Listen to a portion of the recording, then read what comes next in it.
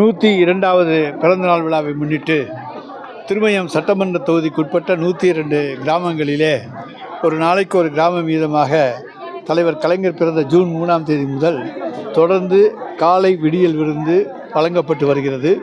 இன்றைய தினம் 50வது நாள் விழா.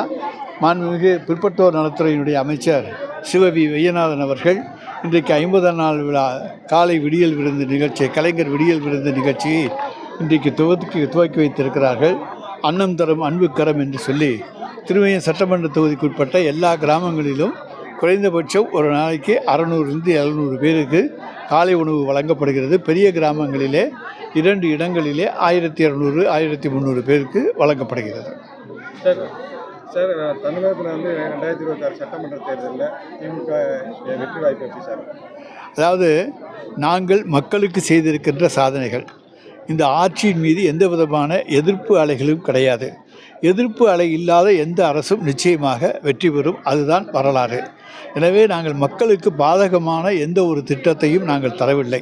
மக்களுக்கு சாதகமான திட்டங்களைத்தான் தந்திருக்கின்றோம்.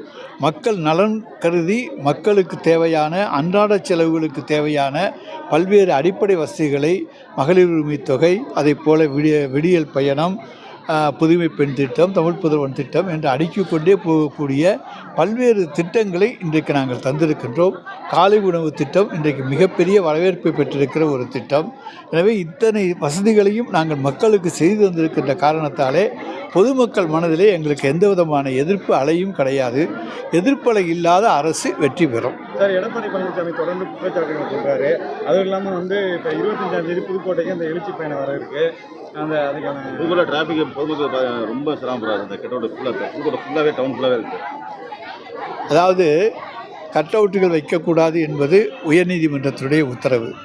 நாங்கள் தலைவர் தளபதி அவர்கள் வருகின்ற பொழுதோ, எங்களுடைய இளந்தலைவர் உதயநிதி ஸ்டாலின் வருகின்ற பொழுதோ கொடிகள் மட்டுமே கட்டுவோமே தவிர கட் அவுட்டுகள் வைப்பது எங்களுக்குண்டான பழக்கம் கிடையாது. எங்களுக்கு கட்சியினுடைய உத்தரவு, வைத்தால் அவர்கள் மீது நடவடிக்கை என்று. எனவே நாங்கள் வைப்பது கிடையாது. அதே நேரத்தில் நிகழ்ச்சி நடக்கின்ற இடங்களுக்கு அருகிலே 1 2 பதாகைகள் வைக்கின்றது பழக்கம் மட்டுமே உண்டு. அதுதான் திராவிட முன்னேற்றக் கழகம் விட்டிருக்கிற கட்டளை உத்தரவு. தலைவர் தளபதி அவர்களும் இளந்தலைவர் உதயநிதி ஸ்டாலின் அவர்களும் இதைத்தான் விரும்புகிறார்கள். மக்கள் பாதிக்கப்படக்கூடாது.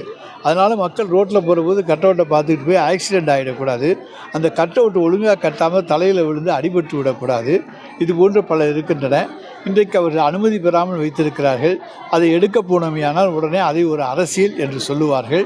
எனவே அனுமதி பெற்று வைக்காத குற்றத்திற்கு உரிய நடவடிக்கையை அதாவது மாவட்ட நிர்வாகம் அதற்கு உண்டான தண்டனை, அதாவது தண்டனைனா ஃபைன் என்ன உண்டானதோ அதை அவர்களிடமிருந்து அப்புறப்படுத்திவிட்டு கைப்பற்றும்.